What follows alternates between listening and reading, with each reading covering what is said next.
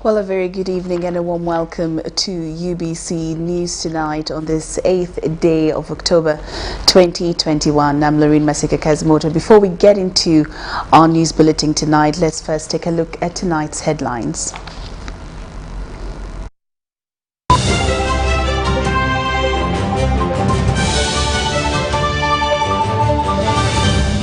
Brought to you by How to get points.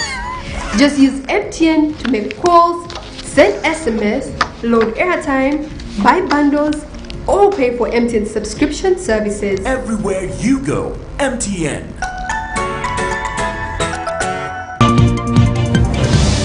And in tonight's headlines, Museveni hails religious leaders on peace, harmony in the country. Head teacher sentenced to life in prison over sodomy. Cranes upbeat about Sunday game after beating Amavubi 1-0. And Uganda's under-20 women beats Kenya 3-1, gear up for third round of World Cup qualifier. Was brought to you by Everywhere you go, MTN. Good evening once again and welcome to a second edition of UBC News Tonight. I'm Lauryn Kazimoto and Muhammad Mugalu on sign language. We start off this bulletin with our first headlining story. President Museveni has commended religious leaders for following the good path of harmony in Uganda. Museveni, who was speaking at the 23rd National Prayer Breakfast held at State House under the theme Responsibility Before God and Man, said the National Resistance Movement NRM had to reject other parties with sectarian beliefs and follow in the line of God. The National Prayer Breakfast, hosted by the Speaker of Parliament, was attended by top government officials and the clergy.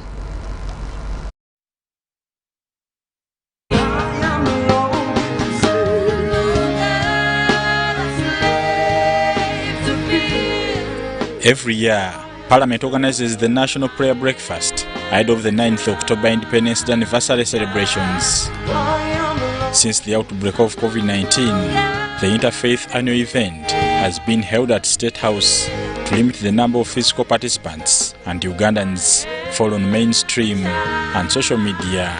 In his keynote address, Right Reverend Johnson Twinomujuni, Bishop of West Ankole Diocese, urged the faithful to promote what pleases God. Don't forget at any moment that he is our chief employer, as I said.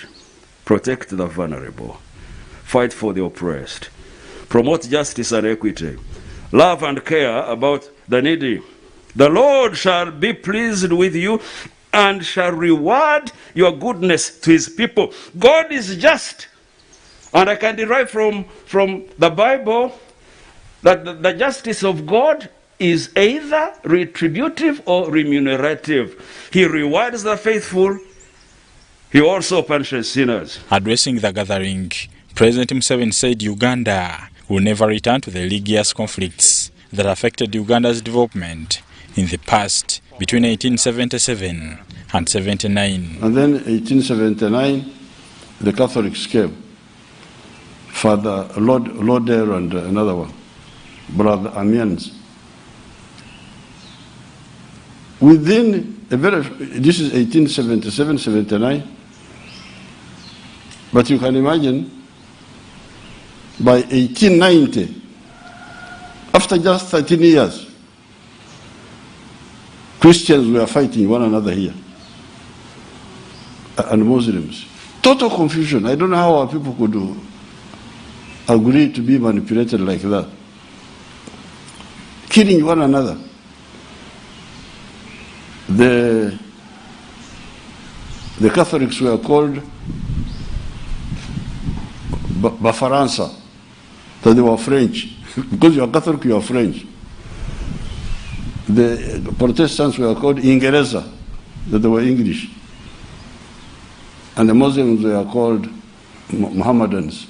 He said this was part of their struggle to bring total peace and harmony. And actually, this is part of the NRM struggle. We rejected this. Said we can't accept this. This is wrong. We rejected it politically,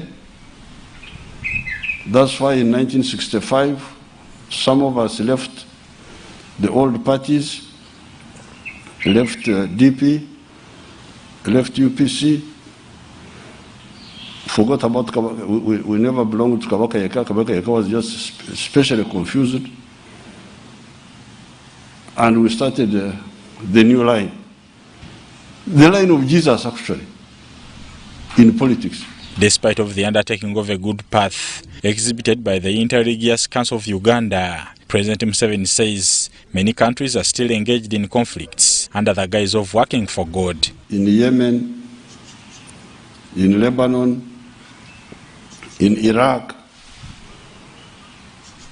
all those countries, much of the problem is that confusion in people's heads when they say they are working for God, when in fact they are off the point, doing other things which are anti-people. And I thank the message, because the message seems now to be coming. Even the Interreligious Council, I don't know how you formed it. Did you learn from NRM or you had formed it before? Speaker of Parliament Jacob Olanya, working closely with his deputy Anita Monk-Annett, pledged hoping government deliver on its promises. Your Excellency, the parliament that you will have now will not be like any parliament you have worked with before. It is our commitment to help you as a parliament, being head of the executive and head of the country, to help you in the service of our people. We will not lose focus, we will not lose sight, we will keep our eyes on the ball, that whatever we do must bring reward, must resonate with the lives of the ordinary people. Present at the prayers were top government officials, security chiefs, heads of religious leaders, among others. We commit our nation into your hands as we move forward into the new wave of glory that you are releasing to us. Please continue to walk with us and be our God, and allow us always to be your people. We praise and bless you, Lord. In Jesus' mighty name we have prayed. Amen. Bernard Higa, UBC News. Now, key policymakers and implementers from central and local government congregated in Mbale City to deliberate on the issues affecting service delivery. The Prime Minister, Robina Nabanja, presided over the opening ceremony. The ceremony was held at Wash and Wills, a hotel in Mbale City. Take a look.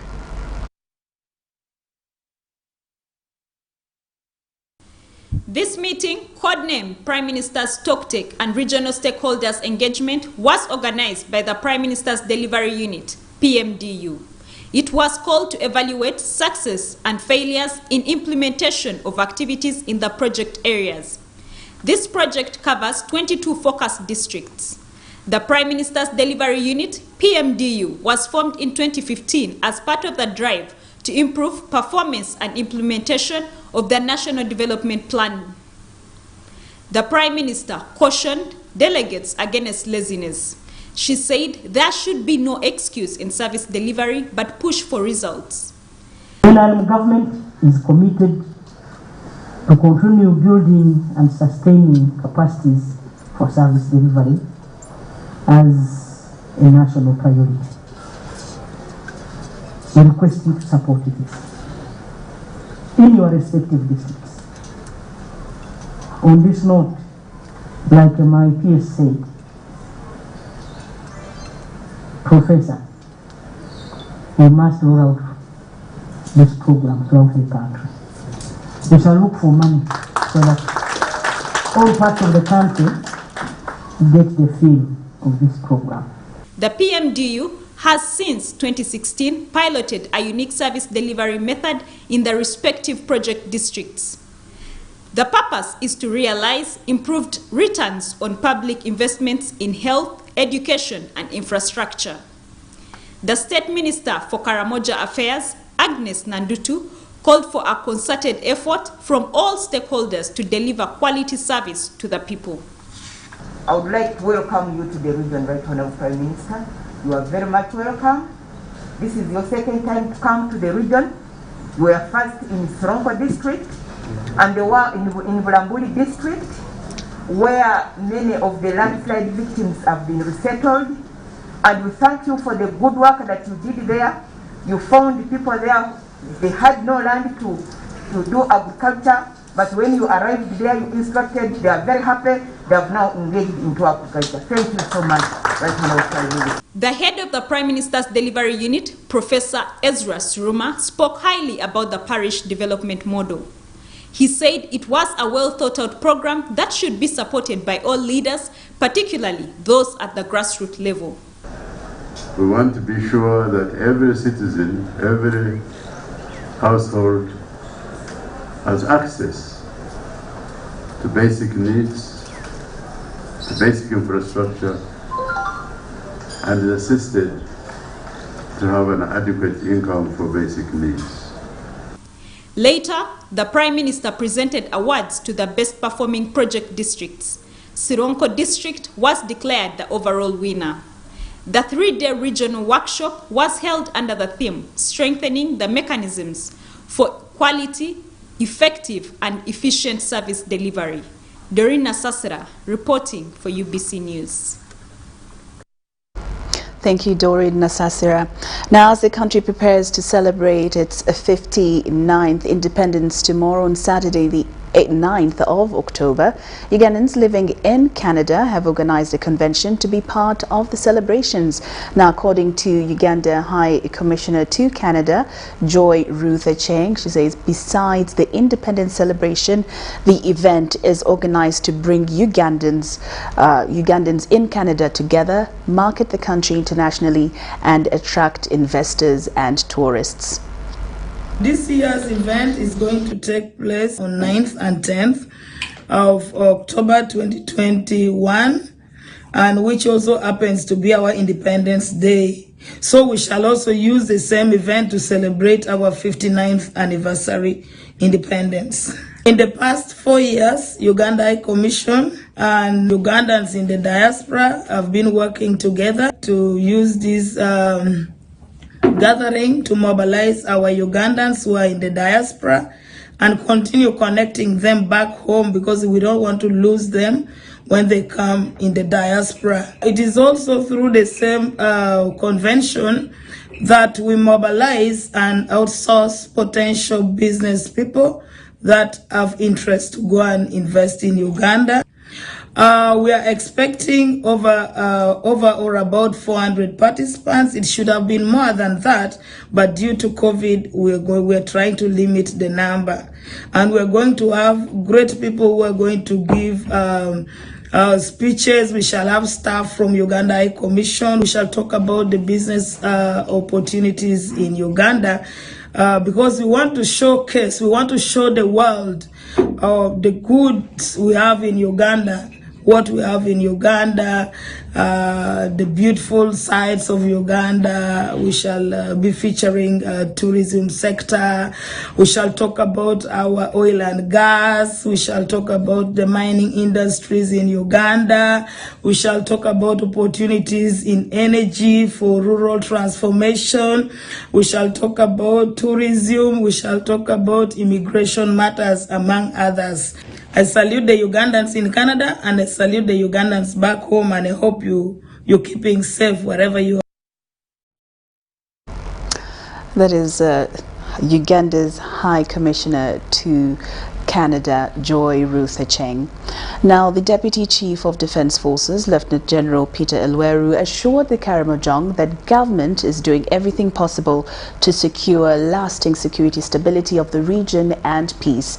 Elweru was addressing top security chiefs from Kabong and Karenga districts. The meeting was held in Kabong town to see how peace can be achieved. For the past month, Karamoja has been experiencing multiplier effects of insecurity and cattle rustling. With the region sliding to vulnerability, President Museveni announced additional military hardware and human resource to combat small pockets of insecurity emerging in the region. Though at the moment, all efforts are directed at stabilizing the region and returning relative peace. The Deputy CDF Lieutenant General Peter Elweru has met with security leaders in the districts of Karenga and Kabong to emphasize the President's protracted move to stabilize the region. Interact with the leadership here, together with the security, to look into the challenges they are facing in terms of security.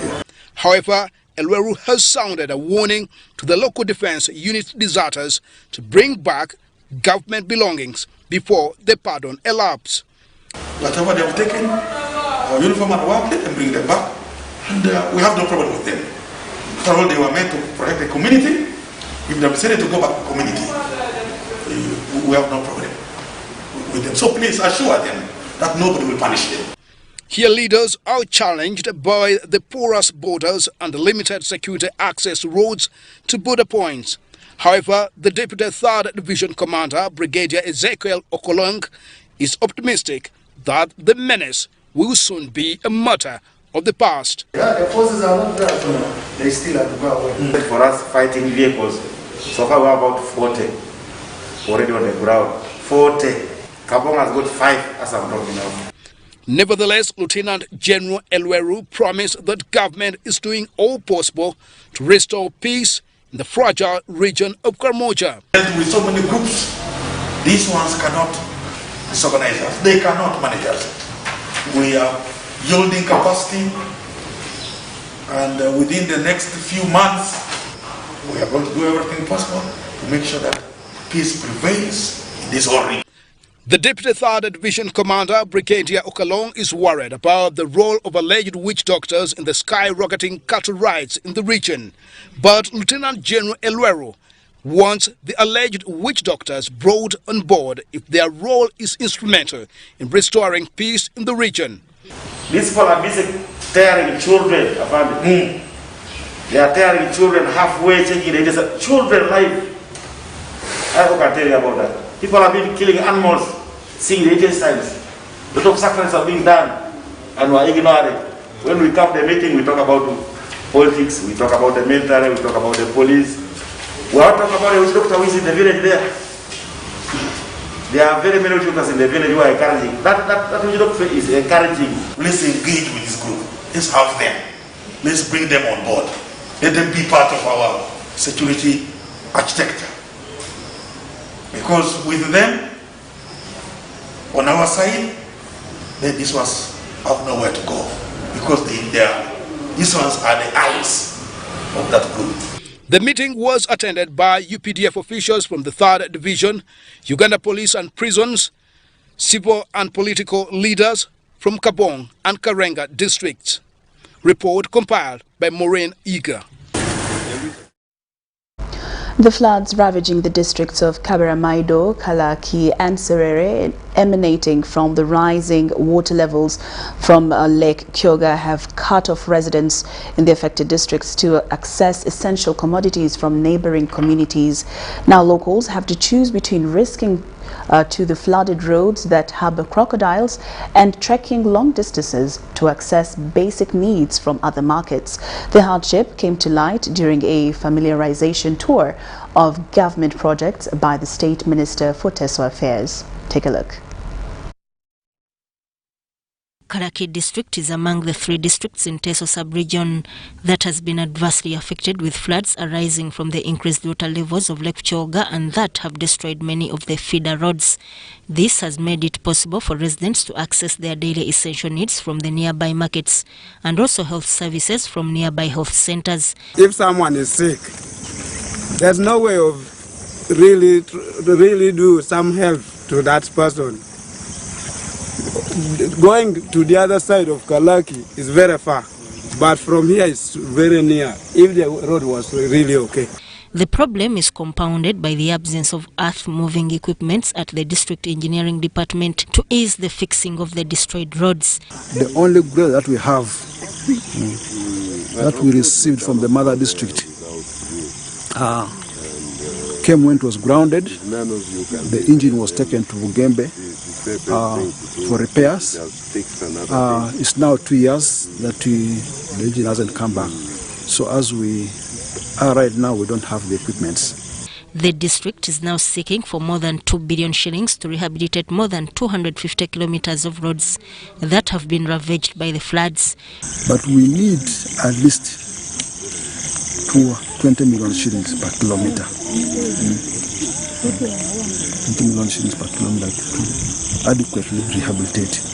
With the availability of the funds, the first priority will be fixing of the broken bridges that have been washed away before the whole exercise is rolled out in the entire district. As we discussed from the committee, we need to spot out the swamps because the funds are not enough.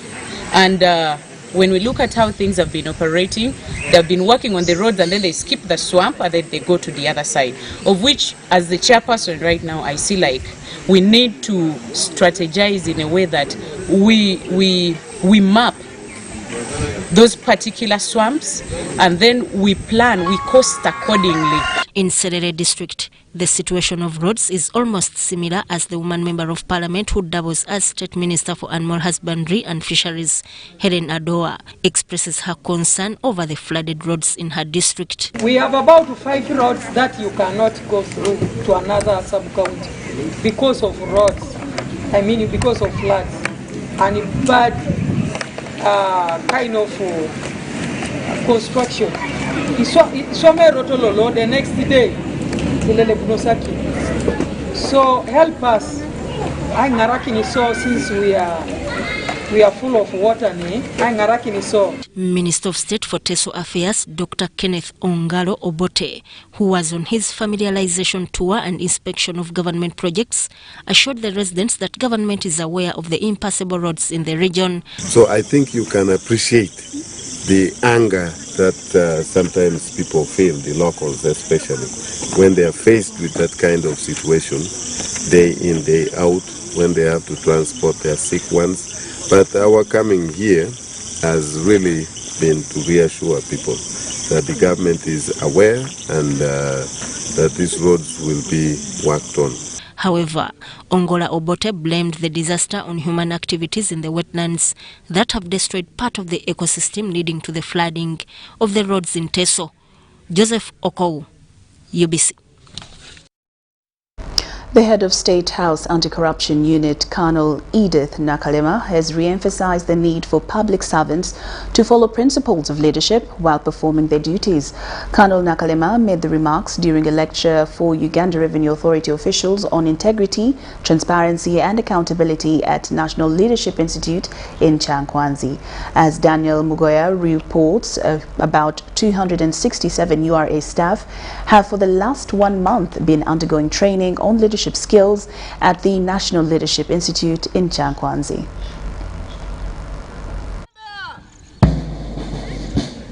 At the National Leadership Institute, Chankwanzi, a stranger will need to do a double take to differentiate between a civilian and a military officer.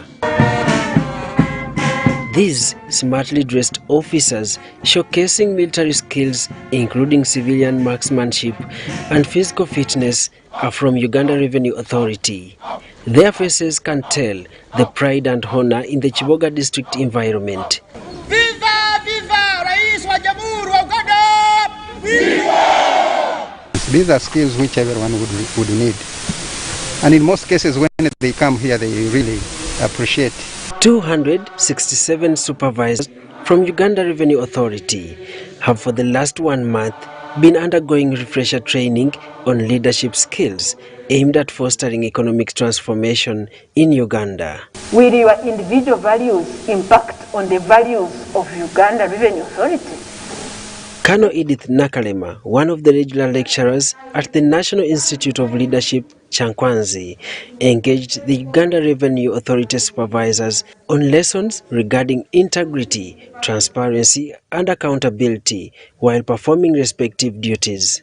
Colonel Nakalema advised on principles of leadership, including respect of the law, which she says will enable the servants to win public trust and effectively manage public resources. So, integrity remains the core value, and patriotism must be one of the values that we all must treasure as citizens.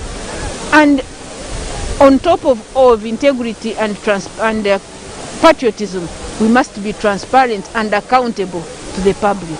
Colonel Nakalema also warned the URA officials on corruption and asked the public to utilize anti-corruption agencies to report any corruption-related cases. So what you who are holding the most precious, the most valued, the most wanted resource of money, you will be asked to account for your actions, how you handled that precious resource. John Musinguzi, the Commissioner General of Uganda Revenue Authority, is optimistic that refresher trainings offered to his staff at Chankwanzi will add credit to the skills of revenue collection in Uganda and be able to increase domestic tax base. In other words, we should be able to raise enough money to run our budget as a nation. That is when we shall be truly independent. Daniel Mugoya, UBC News. On October 8th, it will strictly be 59 years of self-rule for Buganda Kingdom from the whims of the British rule. However, there are controversies and mischiefs on the authenticity of Buganda's independence within one sovereign state called Uganda that obtained its independence on October 9th, 1962, a day after Buganda obtains its independence on October 8th. Now, to shed more light on the controversies to get the facts right, UBC's Nasil Luwama spoke to historian and former Kitikiro of Buganda, Owechitiwa Dan Mulika, to weigh on the mystery of Buganda's independence before Uganda.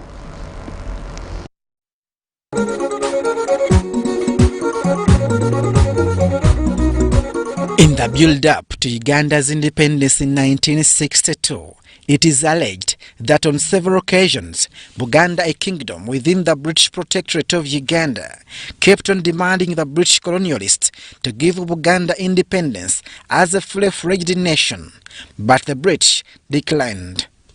So the British were escaping Buganda, who had a case between them and going, because it was being the British were handing over to Buganda its full powers according to the past agreements and allowed it to join Uganda on the 9th.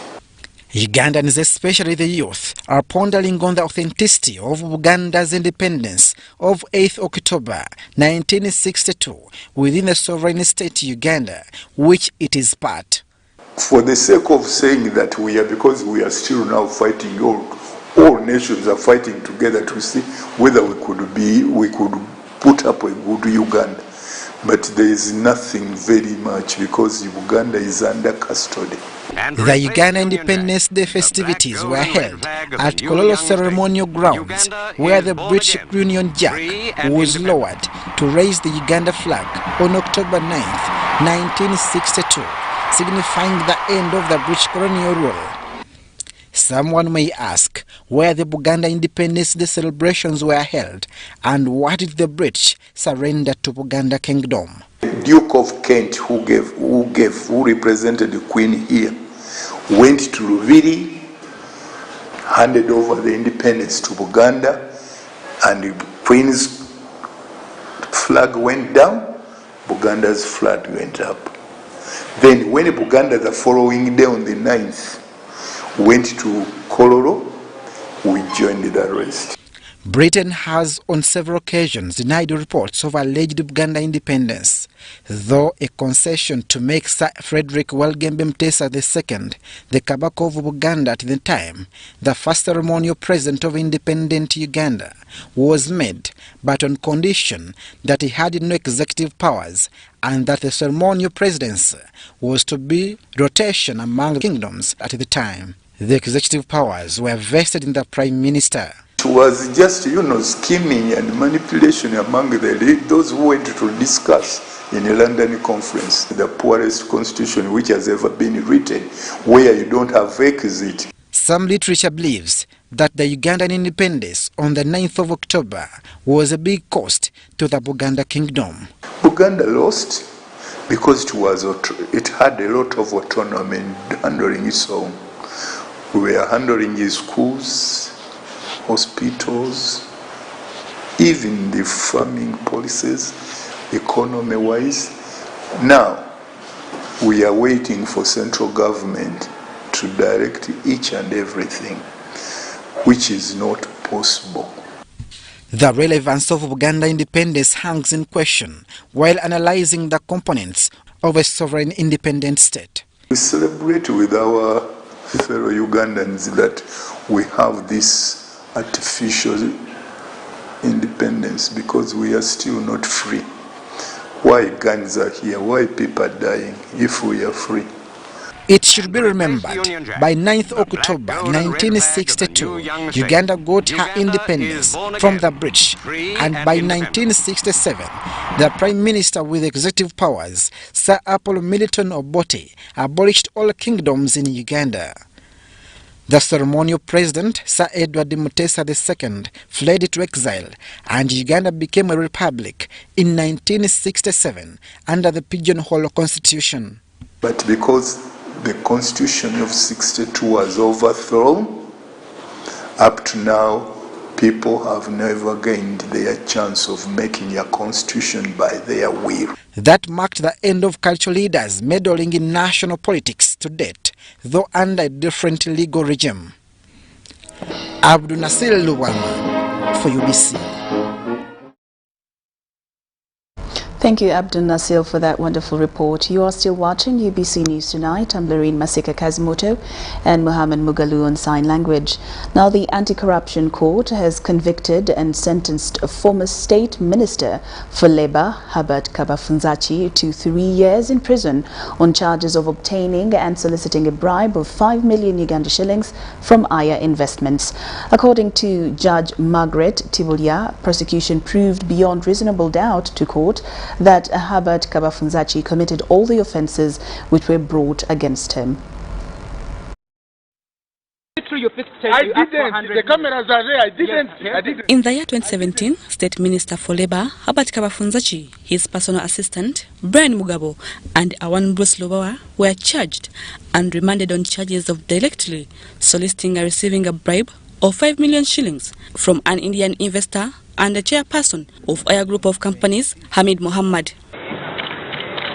It was alleged that the said money was made as an inducement to clear him of sexual allegations with his employee, Jamila Opondo. Friday morning, Justice Margaret Tibulia of the Anti-Corruption Court, after listening and perusing through submissions of both sides, delivered a judgment in this matter and convicted Herbert Kabafunzachi to 3 years in prison on each count.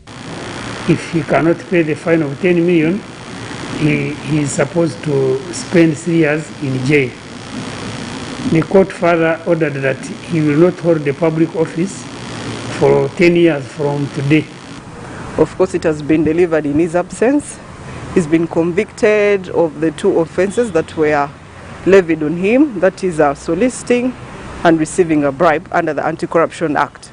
Court has also barred him from holding any public office for 10 years from now. An outstanding thing is that there was a warrant of arrest that had been taken out against him. It has not been lifted, so we are pressing on the police to kind of execute it and have him arrested so that he can serve his sentence. Among the evidence which pinned Kabafunzachi were audio recordings of the conversation on how Kabafunzachi got the money and gave it to his personal assistant Brian Mugabo, and how subsequently hid the money behind the hotel curtains when police raided the hotel to arrest them. Following the avoidance of bail, court has also ordered him not to be refunded with the bail monies. Court also issued a warrant of arrest against him. However, Brian Mugabo, his personal assistant, was used as a state witness to testify against Herbert Kabafunzachi after the state withdrawing all the charges against him and his co-accused, Bruce Lubowa, who is alleged to have run mad since then. Natongo Rebecca, Namamode Deborah, UBC News. News Tonight takes a short break. We still have more stories in store. Keep it locked.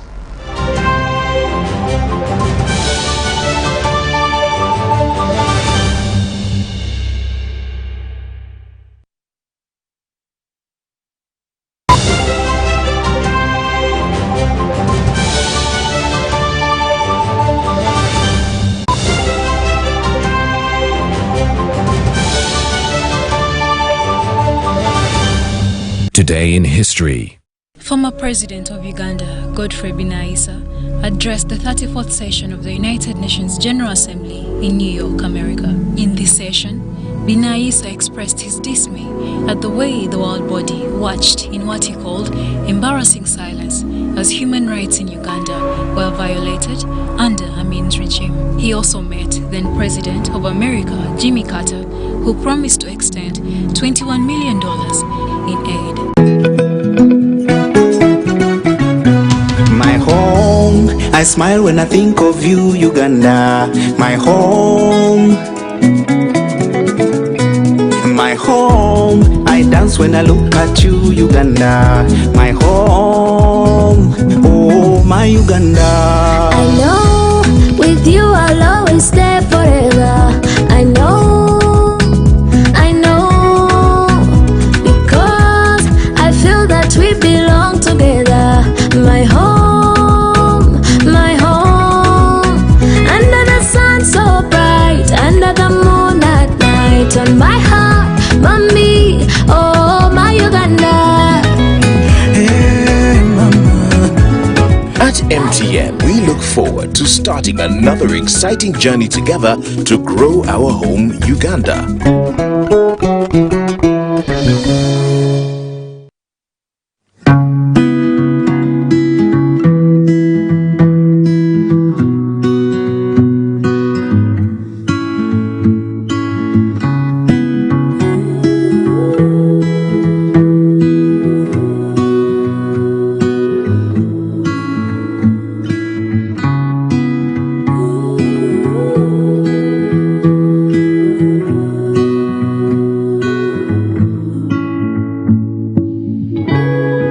Vaccinated today so we can get closer to the normal way of life. Echa COVID-19 chija kugwa.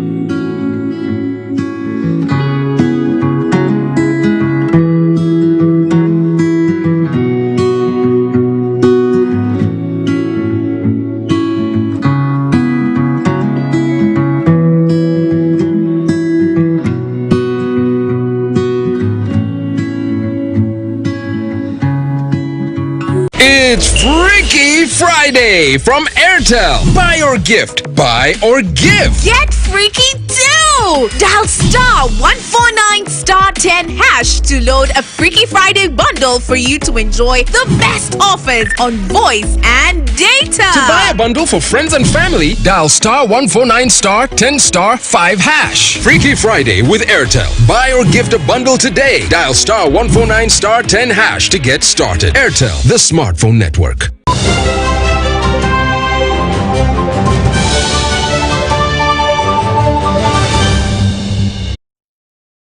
Welcome back from that break, and we're glad that you're still watching UBC News Tonight.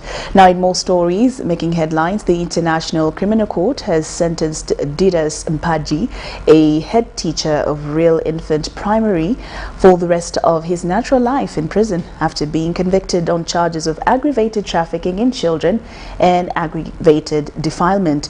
Justice David Wangutusi based this sentence being that the convicted Mpaji was a teacher who would have helped the pupils to become good citizens. However, he ended up defiling them. The teacher of Royal Infant Primary School, who has been on remand at Kitara Government Prison of aggravated defilement and aggravated trafficking in children, is to spend the rest of his life in prison. Having proved all the charges beyond reasonable doubt, court finds the accused guilty in counts 1, 2, 3, 4, 5, and 6. He is convicted under counts 1, 2, 3, 4, 5, and 6 of the offense of aggravated trafficking.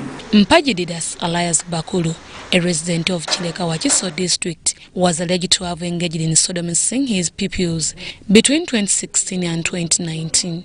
So adduce the evidence of people who witnessed the events surrounding the offenses, particularly the staff in the school. We also employed child-friendly measures such as the use of child-friendly space. The trial judge David Wangutusi, after perusing evidence in the matter from all sides, convicted Mpaji with all the 12 counts of aggravated defilement and aggravated trafficking in children. The accused was the custodian of these children. He had received them from very poor families to whom he had given assurance that their children will be looked after properly. The parents who were happy that they had got a fees relief did not know that they were surrendering their children to a defiler. Instead of giving the pupils the protection that was expected of a teacher, the convict took it upon himself to ravish them, cause injury and permanent trauma. According to Judge Wangutusi, state proved to court beyond reasonable doubt that the convict committed the said offences, thus sentencing him for the rest of his life in prison. And after taking into account the 2.5 years the accused has been on remand, which I discount hereof, having considered submission of both counsel, I sentence the convict on each and every count, 1 up to 12, to imprisonment for the remainder of his natural life. The pupils were aged 10 to 16 years, and leaders who also used to call himself a youth pastor admitted them on a bursary scheme and threatened them to withdraw the bursary if they attempt to disclose his actions. And I think this is a case that calls for a wake-up call to all parents to be vigilant where they take their children, not to be simply excited by offers of scholarships. It is also a call to the Ministry of Education and all other relevant actors at a district level to strengthen their supervision arm about schools, whether private or government aided. The offences were committed in Royal Infant Primary School dormitory situated in Wachiso district, where he used to sleep with the pupils. Deborah Namamonde, Nantongo Rebecca, UBC News. Local leaders, supported by religious leaders in Masaka City, have hailed the central government for its continued support, especially in the infrastructure development to the city. The appreciation was portrayed in a vote of confidence moved by the leaders during the launch of the 33 billion road construction project and a Uganda support to municipal infrastructure development USMID by the Lands, Housing and Urban Development Minister Judith Nabakova in Masaka City.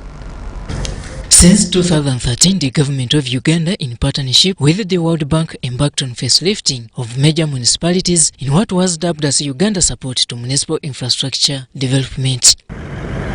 The second phase of this project has seen the Lands Minister, Judith Nabakova, launch the construction of 17 interconnection roads in Masaka City. Congratulations. The project, valued at over shillings 33 billion, is expected to last for 15 months. So far, I think by the time we close this financial year on 30th June, Masaka City will have received about 40 billion. Since government has given us this project, we shall monitor it effectively. At this event held at Masaka City Liberation Square, area leaders including Masaka Archdiocese Bishop Severus Jumba, the project of this kind was welcomed.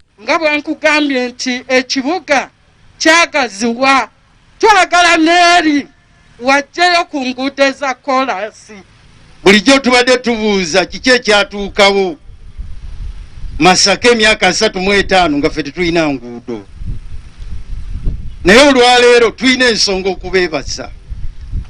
Enkola yaffe Masaka bw'okola obulungi tukwebaza. Nze njagala okusiima kampani yakola oluguudo oluva e Bukakkata. Sinnaluvuga kutuukira ddala Bukakkata. Bakoze oluguudo lwa mutindo gwa international standard.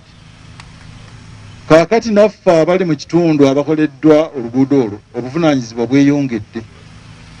Toyinza kugamba nti oluguudo luno bakoze emikutu egitwala amazzi mizimbe gya mitayimbwa migumu ate gwe n'ogamba nti bwe nnaafuna ekitereke ky'ebiveera mwe nnaasuula.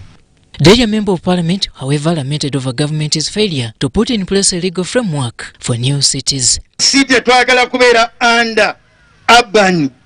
Kigambo kiri urban. Twagala etteeka mu parliamenti nga tuli wansi wa urban, si wansi wa local government.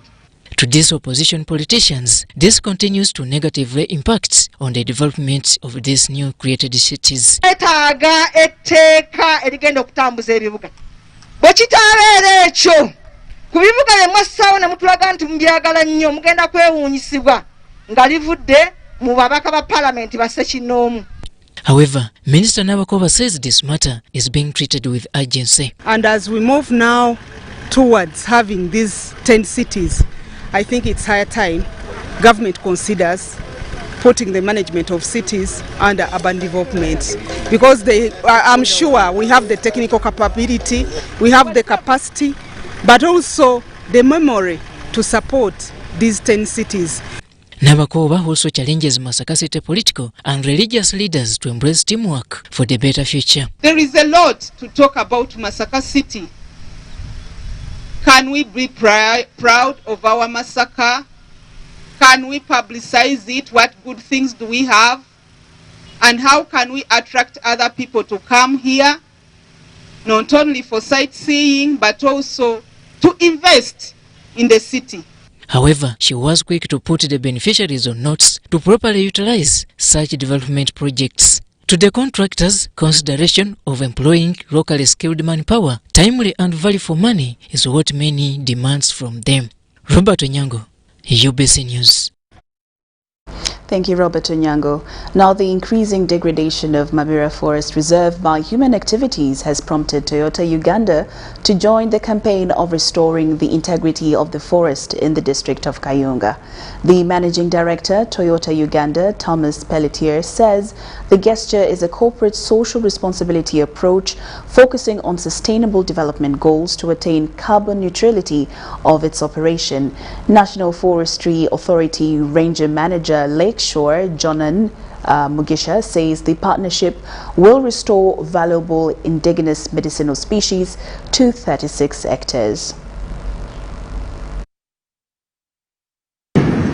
According to National Forestry Authority, Mabira is among the forests with high deforestation, with 30% of the reserve being highly devastated by human activities. There is a lot of encroachment in the form of cultivation, encroachment in the form of illegal tree cutting. Now, Toyota Uganda has launched a forest restoration project with National Forestry Authority to restore 30 hectares of forest cover. This part of Toyota corporate social responsibility aims at protecting biodiversity, water sources, mitigating climate change and providing various products for human use. Toyota Uganda Managing Director Thomas Pelletier says climate change is a global concern, adding that activities like tree planting will create awareness on the importance of forest cover restoration with communities.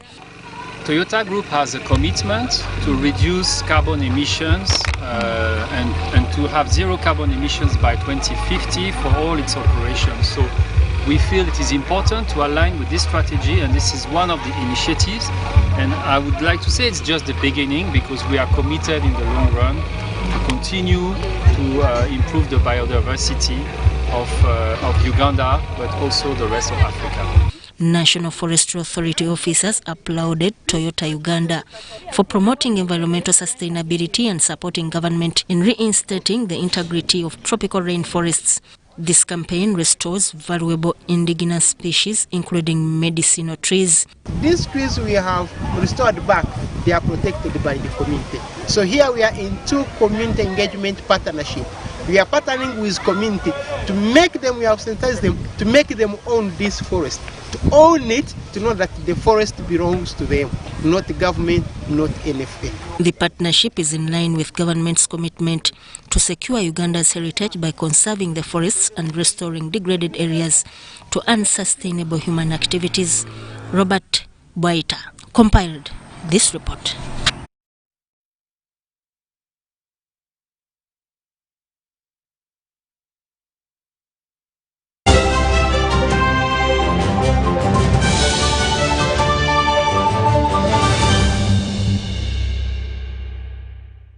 Getting GoTV was the best decision James has ever made. Finding a good place to watch football was never easy, but it was costly. Until James discovered something big. Now he can finally enjoy the benefits of homegrown advantage with a decoder and 1 month of GoTV value. For just 25,000 shillings, enjoy the world's biggest leagues and cap competitions. GoTV Uganda, love it. The Uganda High Commission to Kenya and Seychelles and the Consulate General of Uganda in Mombasa are jointly organizing Uganda Independence Week in Kenya with the theme Securing Uganda's Future Through Promotion of Tourism and Education for the Economic Development. To celebrate the 59th Independence Anniversary, there will be an exhibition at the Nairobi Serena Hotel from 4th to 9th of October 2021 to showcase the enormous tourism and education opportunities in Uganda. The exhibition will mainly showcase Uganda's vast tourism offers, options and potentials, as well the country's affordable, accessible and quality education. The hybrid exhibition will have a virtual segment from the 4th to the 6th of October and a physical segment from the 7th to the 9th of October, and will be crowned with an independence banquet dinner at Nairobi Serena Hotel on Saturday evening of the 9th of October 2021. The event will strictly follow the COVID-19 standard operating procedures of the Government of Kenya and will be live on UG Week in Kenya, announced by the Uganda High Commission, Nairobi and Uganda Consulate in Mombasa. It's no secret that ICT makes learning easy. The strides made in our field couldn't be possible without it.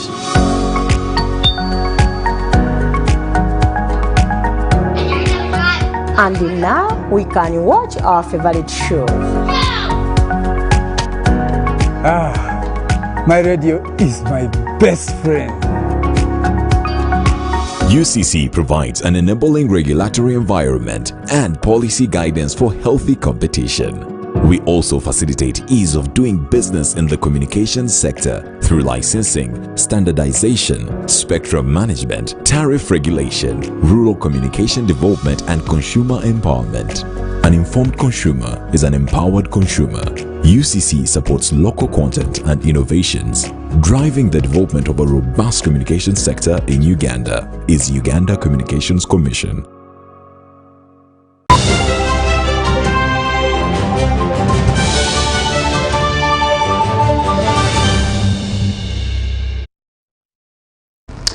Welcome back from that break. Now into some business news. Infrastructural development is spurring the rapid and sustainable growth of Uganda's economy. Although government continues to invest trillions of shillings with an aim of socially and economically empowering its citizens, some regions are still lagging behind. Analysts argue that there is much ground to cover if the country is to achieve its social and economic goals within the stipulated time frame. Uganda gained its independence from the British colonialists on October 9, 1962. It was a milestone occasion for the nation. Fast forward to 2021, the country has made significant progress in self-determination and economic development. Now we are at the stage of takeoff. We must, all of us, work hard to ensure that we lift our households from subsistence to the money economy. But at the center of this is to support the strategy of import substitution and export promotion. And at the center of this is industrialization. Reduction of the cost of doing business is cited among major factors that will spur industrialization. We want to reduce the cost of doing business in terms of making decisions quickly. Because private sector needs decisions quickly, needs action. They don't need to talk. Reduce the cost of doing business by reducing corruption, so that people get these services without being bothered by these nonsensical bribes and all that. However, there is a concern of high electricity tariffs as the country envisions to become an upper middle income economy by 2040. The cost of electricity and generation moving ahead of demand is in the spotlight. So the push should be to bring the tariff down. You need to broaden the customer base, and that is the push now by government to make sure investments are happening in transmission and the investments are happening in distribution, so that we have got more customers, and the minute you have more customers, that means the tariff will go down. So Uganda is doing the right thing to invest ahead, but what's more important is after Karuma, government should be closing the next generation deal to ensure that when 7 years after construction comes, we still have sufficient power. Otherwise, the 600 megawatts at the rate at which we are growing, is sufficient to be consumed within the next 6-7 years at the moment. The government of Uganda continues to invest billions of dollars annually in building infrastructure to facilitate rapid social and economic development. Improvement of roads, information technology, and the power generation, transmission and distribution infrastructure, among others, are outlined among government's key investment priorities. This power that we are that's being produced and we are transporting is aimed at feeding the industrial parks for economic growth of this country. Because as you are aware, the NALI government, one of the push is to make sure this country is industrialized, and to that end we extend power to these industrial parks. With some regions still lagging behind socially and economically, government is urged to focus more on equitable growth. Kampala, Uganda, is moving far and fast, and if Karamoja wants to follow this, something has to change. And I think in these changes there are difficulties of some people to adapt. That is why we mention education. Uganda is among the African countries that are experiencing unprecedented sustainable growth. Some of the internal and external explanatory factors include peace and stability, improved governance, economic reforms, and a stronger donor support. Dennis Igor for UBC News. Youth dealing in vocational and technical occupation in Entebbe Municipality, Wakiso District, are to be assessed and certified by the Directorate of Industrial Training in the different competences they have acquired over time, while conducting a training about the mandate of DIT at the Municipal Council headquarters. The brand ambassador DIT, Rogers Mulindwa, said this will save the youth from exploitation by people with academic qualifications. Take a look. The Directorate of Industrial Training under the Ministry of Education and Sports has embarked on sensitizing associations of people doing vocational and technical jobs. This is being done by the brand ambassador of DIT, Rogers Mulindwa, visiting and interacting with people in occupations like tailoring, mechanics, art and design, foods and nutrition, salon, welding, building, and many other vocational jobs. During a training of leaders from different associations in Entebbe Municipal Council, Rogers Mulindwa said society perceives such people to be illiterate, yet they have expertise and contribute to development of the country. He explains why their target of assessment and certification are the youth, and yet there are people who have spent more than 30 years doing vocational and technical jobs. Some benefits everybody. But why do I put much emphasis on the younger people? That the younger people, perhaps their demands are still high, their ambitions are high. We also look at them as people are going to live longer. Maybe some of us are getting to walk into the dark hours. But for them, they are still here for years. So if this knowledge is acquired by them, they will be even able to train others that will come after them. But we are not discriminating anybody. And we are very clear. We are saying this program will benefit every Ugandan, regardless of your age, regardless of your political affiliation, regardless of your tribe. This service, however, comes with a cost, which Mulindwa says is not comparable to the expense of an academic qualification. Agreed upon position by the ministry that there is that money from the directorate, which is 80,000. But the issue here is not even money. If somebody was to go and go through the formal education to acquire O-level certificate from S1, 2, 3, 4, he knows how much he would have spent. So if somebody tells you you need 80,000 shillings, I think that's manageable. I get this certificate, I've appreciated a lot, because they have told us the income, the fee they want from us, it is less. Because you may find someone to get that certificate in a university, it may cost millions and millions of money. The leader, Wamama Production Center, State House Entebbe, that deals in making soap and Vaseline, Karin Musinguzi, said a number of women in her group have gotten hope of being certified. Because it has set the ball rolling now. We have now seen where we are going. We had known that we will get papers, but we thought it's a long time to come. Although DIT is creating awareness on assessment and certification of people doing vocational jobs, those in such businesses decry lack of space and expensive equipment. You need to get those machines from countries like China, but you may find that a machine, it is at a low price. And to get that machine, you may find that the taxes to transport that machine from that country to Uganda, it may be high. I'm Navka Farida and Abdunasir Luwama in Entebbe.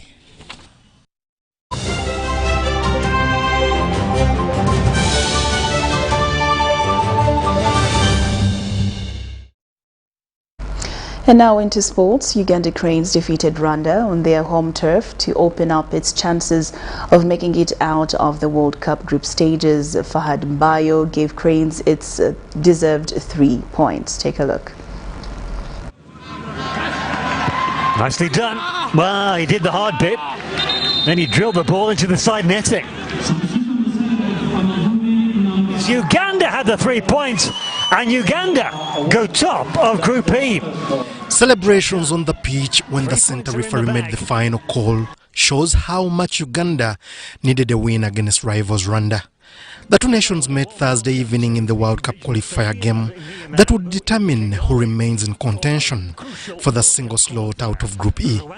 Before results from the game between Mali and Kenya, Uganda slightly was top of Group E with 5 points, thanks to Fahad Mbayo's goal. Will take the free kick. Good flight, good height. Forced nicely. And there it is, 1-0. Uganda snatched the lead against the run of play, but it all came from the free kick. Cranes tactician Milton Micho couldn't hide the excitement, though admits there's a long way to go for one to qualify out of the group. That could have been game over. They have making us problem. However, on the half, we have scored the goal in the right moment. In the second half, we have exactly locked wide areas, limit the crosses. Off the pitch, celebrations went on and on as the team made its way to the hotel.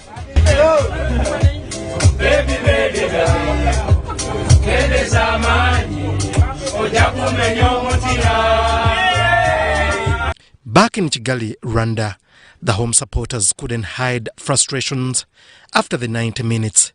baje biteye ubwoba kuva natangira kureba Amavubi nibwo bwa mbere mbabaye nanjye mfashe icyemezo guhera uno munsi ndasezeye ntuzanga ku kibuga uzongera kumbona kuri stade naje kureba Amavubi azamfunge. By 5 a.m. Friday morning, Cranes touched down in Entebbe International Airport to prepare for their return leg game against the Amavubi Stars at St. Mary's Stadium in Chitende. Mali defeated Kenya 3-0 to go top of the table. Uganda is in second, while Kenya and Rwanda follow respectively. Ngabo Amon reporting for UBC TV. Well, a super win there for the Uganda Cranes, and we wish them the very best come Sunday as well. I should say that's an early weekend win. But moving on, Uganda's under-20 women's football team has defeated Kenya 3-1 on the day and 10-0-3 aggregate to qualify to the third round of the Under-20 World Cup qualifier. Uganda came into this game leading 7-2 after an impressive first leg showing in which Juliet Nalukenge, Sumaya Komuntale, Shamira Naluja, Margaret Kunihira and Fauzia Najemba scored. In the second leg at St. Mary's Stadium, Chitende, Uganda started well when Margaret Kunihira scored on the 14th minute. The Kenyans responded and got a deserved equalizer when team captain Peris Osinde battled from home the penalty spot. Uganda forged ahead in the 39th minute for a half-time 2-1 lead that was increased to a 3-1 at full-time following Juliet Nalukenge's splendid strike. The Under-20 World Cup will be hosted by Costa Rica in August 2022. By 3-1.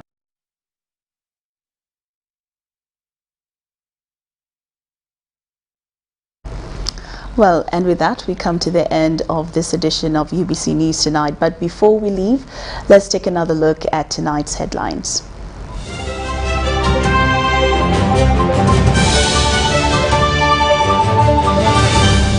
Brought to you by How to get points. Just use MTN to make calls, send SMS, load airtime, buy bundles, or pay for MTN subscription services. Everywhere you go, MTN.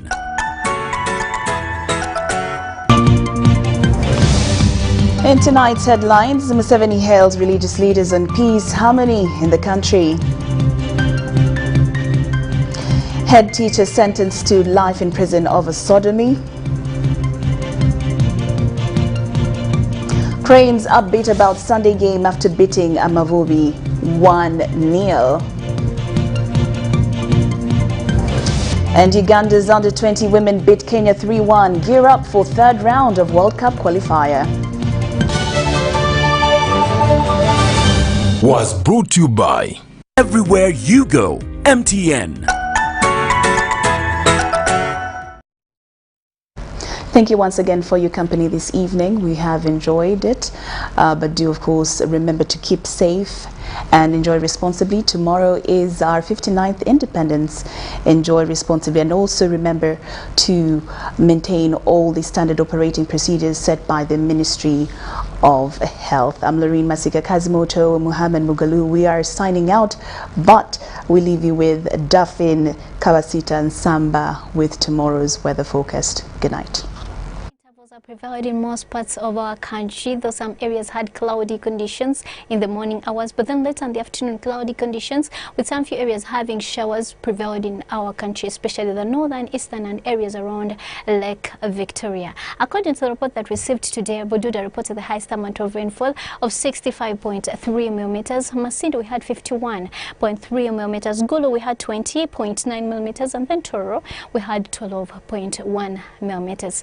Checking on the satellite image over Africa, it shows there is a low pressure center that is over the Horn of Africa. It is taking away most of the moist winds that would have come towards our country, and this has led to a slight reduction of rainfall in some parts of Uganda, though we are still benefiting from the local effect, from the effect coming from the lakes, forests and swamps that we have around us. For tomorrow, we are expecting to start the day with a sunny intervals in the northern and eastern part of Uganda. In the central around Lake Victoria and western part of the country, we are expecting showers.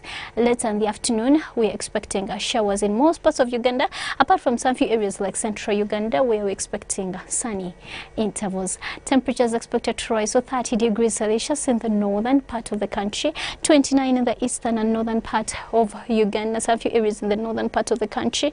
Around Lake Victoria, we're expecting temperatures to rise to 27. Chigazi Highlands, we're expecting temperatures to rise to 22 degrees Celsius. Going to some few areas like Nairobi, we're expecting showers, and also in New York. In some areas like London, Dubai and Moscow, we're expecting sunny intervals with temperatures rising to 11 degrees Celsius in Moscow. That's what we had from the weather. So I'm Duffin Kawasita from Uganda National Meteorological Authority. For more information about weather, don't hesitate to dial *255*85# or check on our website for more information. Happy Independence Day tomorrow.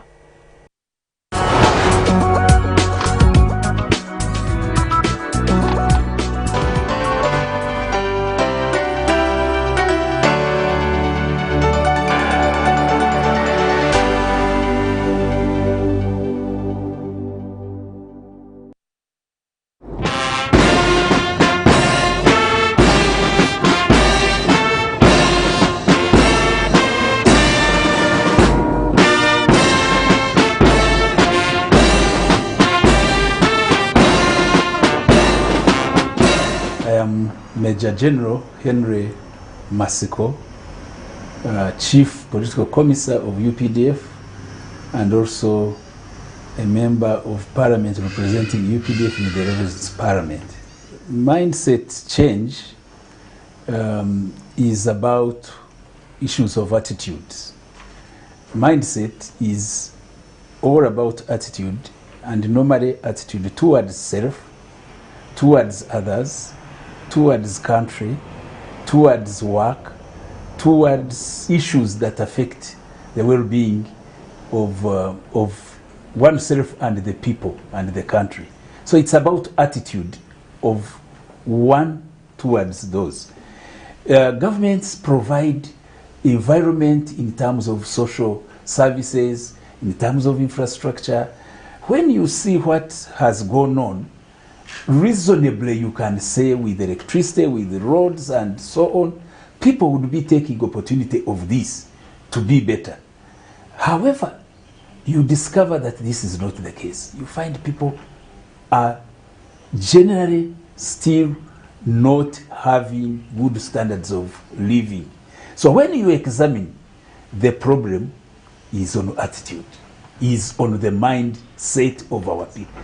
Therefore, we think it is high time now we invest in tackling the issues of attitude so that we instill a sense of pride, national pride, we instill a sense of confidence, we instill a sense of priding in self-reliance, we instill a sense of discipline in the way we do things. So when we talk of mindset change, we think the whole way our citizens look at themselves and their capabilities and how they look at opportunities and take advantage of must be addressed. So mindset change is change of attitude in all aspects by our citizens.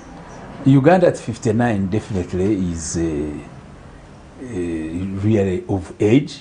Uganda at 59 is of age. And looking at what is going on, I see that it's not in vain. Look at infrastructure. You go in all corners of the country now, the country is connected. A few challenges of feeder roads, but by and large, the trunk roads are motorable. They've been paved. Electricity, you go to any corner of Uganda, you see wires. This is clearly an indication that the future is bright. Therefore, and what we need really to look at and examine, what is it that we are doing to take advantage? Both the citizen and we, the leaders, really need to think heavily about our attitudes towards the country, towards work, towards the delivery of services.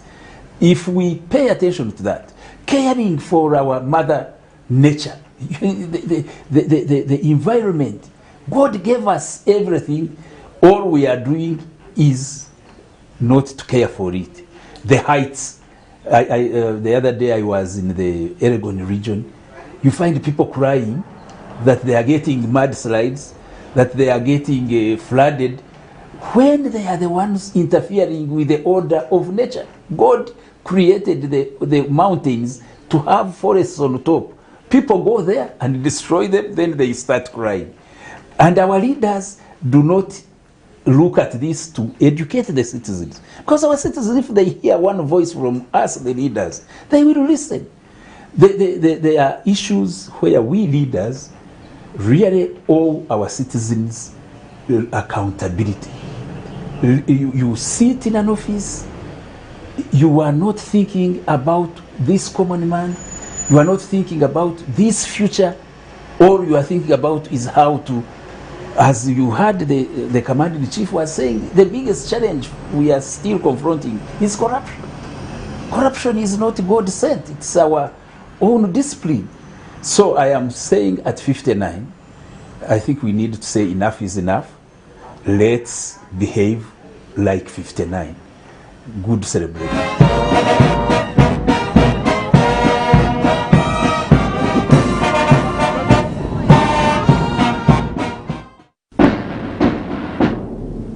Today is a very significant day when we celebrate the huge achievement of the sovereignty of Uganda. Remembering our past is extremely important, but we also have to think about building the future. Let us honor and cherish the ones who fought for our precious freedom and the ones who continue to carry it through the ages. The Ministry of Justice and Constitutional Affairs is proud to be associated with assuring social, political and economic order by promoting the rule of law for effective and efficient governance. On this auspicious occasion, the leadership and entire staff of Ministry of Justice and Constitutional Affairs extend warmest congratulations and sincere thanks to the NRM government under the leadership of His Excellency General Yoweri Kaguta Timhabura Museveni, President of the Republic of Uganda, for championing prosperity for all, consolidating freedoms and securing the future of Ugandans. To all Ugandans, it's a grand day. Let us raise our hands and celebrate. Joy to the nation. Happy 59th Independence Anniversary celebrations.